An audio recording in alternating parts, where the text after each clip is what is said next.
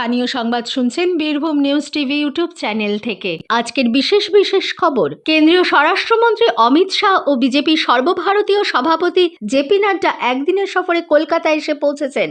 BJP রাজ্য সভাপতি সুকান্ত মজুমদারের বিরুদ্ধে স্বামী বিবেকানন্দকে নিয়ে কথিত মন্তব্যের অভিযোগে আজ পথে নামছে তৃণমূল যুব কংগ্রেস। রাজ্যের সরকারি আধিকারিকদের ভিজিলেন্স বিভাগে ছাড়পত্র পাওয়ার নিয়মে পরিবর্তন আনা হচ্ছে। মালদার চাঁচলে একটি সোনার দোকানে গতকাল বড়দিনের সন্ধ্যায় ভয়াবহ ডাকাতির খবর পাওয়া গেছে।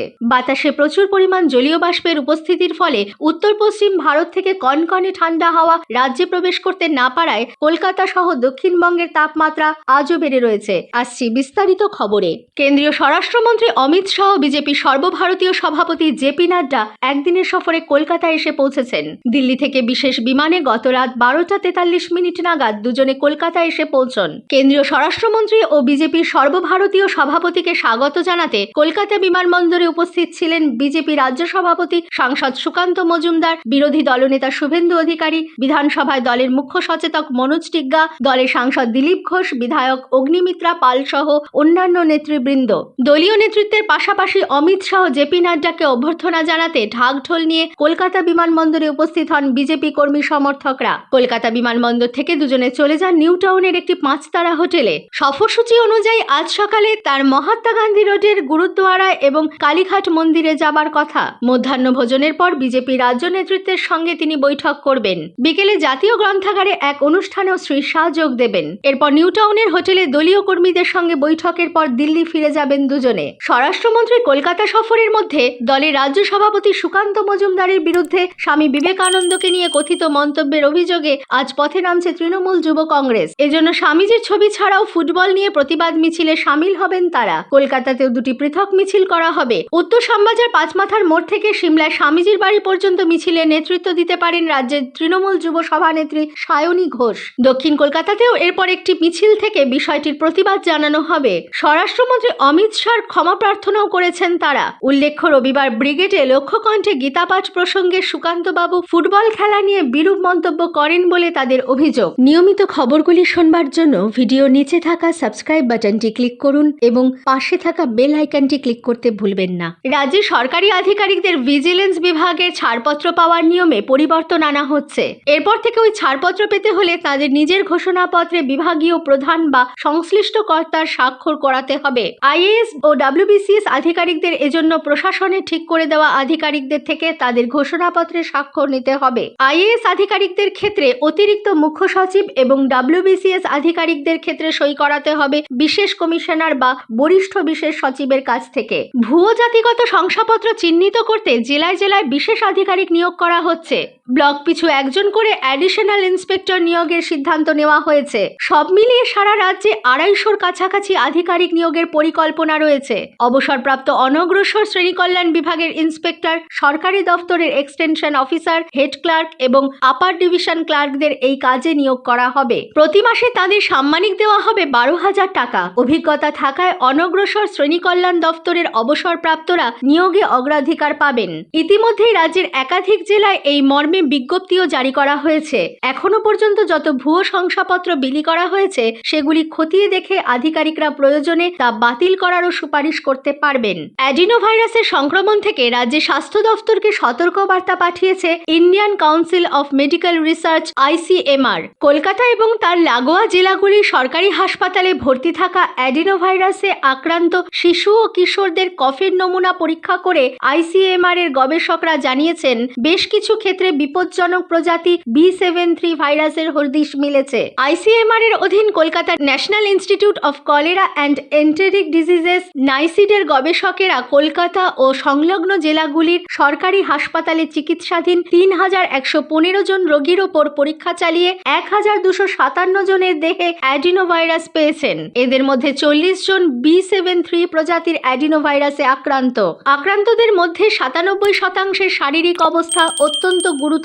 ওই গবেষকরা জানিয়েছেন অ্যাডিনোভাইরাসের এই প্রজাতির মারণ ক্ষমতা অত্যন্ত বেশি। এর আগে কখনো পশ্চিমবঙ্গে বা ভারতের কোথাও অ্যাডিনোর এই ধরনের প্রজাতি নথিভুক্ত হয়নি। এ প্রসঙ্গে NICID এর প্রধান শান্তা দত্ত জানিয়েছেন অ্যাডিনোর এই বিপজ্জনক প্রজাতি সম্পর্কে রাজ্যের স্বাস্থ্য সচিবকে জানানো হয়েছে। অ্যাডিনোভাইরাসের সংক্রমণ নিয়ে তথ্য সংগ্রহের কাজ চলছে এবং তা রাজ্য স্বাস্থ্য দপ্তরের কাছে পাঠানো হচ্ছে বলে জানান তিনি। শ্রী সারদা মঠ ও রামকৃষ্ণ সারদা মিশনের সাধারণ সম্পাদক প্রব্রাজিকা অমল প্রাণা মাতাজির শেষকৃত্য গতকাল বরানগরের কাশীপুর শ্মশানে সম্পন্ন হয়েছে। 92 বছর বয়সে গত রবিবার রাতে তার জীবনাবসান হয়। বার্ধক্যজনিত নানা অসুখে ভুগছিলেন তিনি। গতকাল বহু ভক্ত অমল প্রাণা মাতাজির প্রতি শেষ শ্রদ্ধা জানাতে সারদা মঠে ভিড় করেন। মহীশূর বিশ্ববিদ্যালয় থেকে স্বর্ণপদক নিয়ে ইতিহাসে স্নাতকোত্তর অমল প্রাণা দীক্ষা নিয়েছিলেন স্বামী জ্যোতিষ্বরানন্দের কাছে। 1957 সালে সারদা মঠে যোগ দেন তিনি। সন্ন্যাস গ্রহণ করেন ভারতী প্রাণা মাতাজির কাছে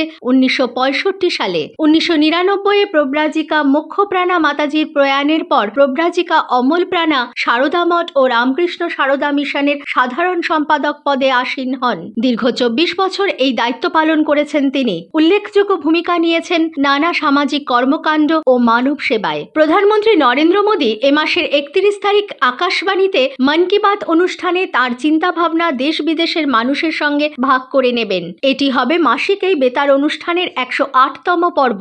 অনুষ্ঠানটি আকাশবাণী এবং দূরদর্শনের সবকটি চ্যানেল, AIR নিউজ ওয়েবসাইট এবং নিউজ অন এয়ার মোবাইল অ্যাপে সকাল 11টায় সম্প্রচারিত হবে। AIR news, DD news, PMO এবং তথ্য ও সম্প্রচার মন্ত্রকের ইউটিউব চ্যানেলগুলিতেও সরাসরি সম্প্রচার করা হবে মন কি বাত। হিন্দি সম্প্রচারের পরপরই আঞ্চলিক ভাষায় অনুষ্ঠানটি সম্প্রচার করা হবে। আঞ্চলিক ভাষা সম্প্রচার রাত 8টায় পুনরায় শোনা যাবে।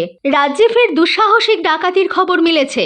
মালদার চাঁচল সদর বাজারের একটি সোনার দোকানে গতকাল বড়দিনের সন্ধ্যায় ভয়াবহ ডাকাতি হয়। দোকানের সমস্ত গয়না খোয়া গেছে বলে খবর। জানা গেছে সন্ধ্যা 6:45 নাগাদ দুটি বাইকে 5 ডাকাত আগ্নেয়াস্ত্র সহ দোকানে ঢোকে। মিনিট 5 মধ্যে গোটা দোকান লুটপাট করে তারা বেরিয়ে যায়। সিসিটিভি ফুটেজে ধরা পড়া ছবিতে তাদের তাণ্ডবের দৃশ্য সামনে এসেছে। কখনো জিনিসপত্র ছুঁড়ে ফেলা, আবার কখনো বন্দুকের বাঁট দিয়ে কর্মচারীদের মারধর করতে দেখা যায়। চলে গুলিও। এদিকে এই ঘটনায় নিরাপত্তায় গাফিলতির অভিযোগ এনে পুলিশকে ঘিরে বিক্ষোভ দেখান স্থানীয় বাসিন্দারা। ডাকাতদের সন্ধানে শুরু হয়েছে তল্লাশি। ট্রেডিং অ্যাপের মাধ্যমে প্রায় 900 কোটি টাকার অনলাইন প্রতারণার মাস্টারমাইন্ড বিরাজ প্যাটেলকে ইডি গ্রেপ্তার করেছে। তার বিরুদ্ধে লুকআউট নোটিশ জারি ছিল। দুবাই থেকে মুম্বাই এয়ারপোর্টে আসার পরই বিমানবন্দরে তাকে পাকড়াও করেন আধিকারিকরা। ট্রানজিট রিমান্ডে কলকাতায় এনে তাকে গতকাল ব্যাংশাল আদালতে পেশ করা হয়। বিচারক 2রা জানুয়ারি পর্যন্ত বিরাজকে ইডি হেফাজতে পাঠিয়েছেন। উল্লেখ্য 2022 সালে অক্টোবর মাসে হাওড়ার শিবপুরে ব্যবসায়ী শৈলেশ পাণ্ডের বাড়ি ও ব্যাংকে তল্লাশি চালিয়ে কয়েক কোটি টাকা উদ্ধার হয়। খোঁজ মেলে বেআইনি অর্থলগ্নি সংস্থার, তারই মালিক বিরাজ। উত্তর 24 পরগনার কামারহাটি পুরসভার অ্যাসিস্ট্যান্ট ইঞ্জিনিয়ার তমাল দত্তের সম্পত্তির বিষয়ে ইডি আধিকারিকরা তল্লাশি শুরু করেছেন। জানা গেছে তমালের বাগুইহাটির ফ্ল্যাট থেকে তল্লাশি চালিয়ে নগদ 14 লক্ষ টাকা, 2.5 কেজি সোনা ও হীরার গয়না উদ্ধার হয়, যার আনুমানিক বাজার মূল্য প্রায় 2 কোটি টাকা। এছাড়াও উদ্ধার হয়েছে বেশ কিছু নথি ও সম্পত্তির কাগজপত্র। আয়ের সঙ্গে সঙ্গতিহীন সম্পত্তির অভিযোগে এই অভিযান চলে বলে জানা যায়। কিভাবে এই বিপুল সম্পত্তি তমাল করলেন সেদিকটাও ভেবে দেখছেন আধিকারিকরা।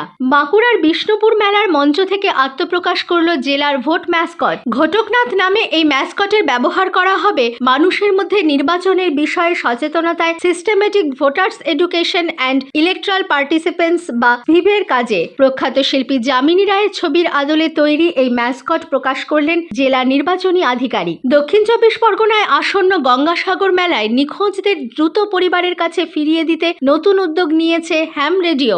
myham.in এই পোর্টালে হারিয়ে যাওয়া মানুষদের ছবি এবং তাদের কোথায় রাখা হয়েছে এই সব তথ্য আপলোড করা থাকবে। যৌথভাবে এই পোর্টালটি তৈরি করেছে Indian academy of communication and disaster management এবং ওয়েস্ট বেঙ্গল রেডিও ক্লাব। ভালো মন্দ পেরিয়ে বছরের শেষ সময় উৎসবে মাততে প্রস্তুত গোটা রাজ্য। গত কয়েকদিন ধরে তারই উদ্দীপনা চোখে পড়ছে। বড়দিন উপলক্ষে গতকাল সারাদিন কলকাতার রাজপথ ছিল জনজোয়ারে ঢাকা।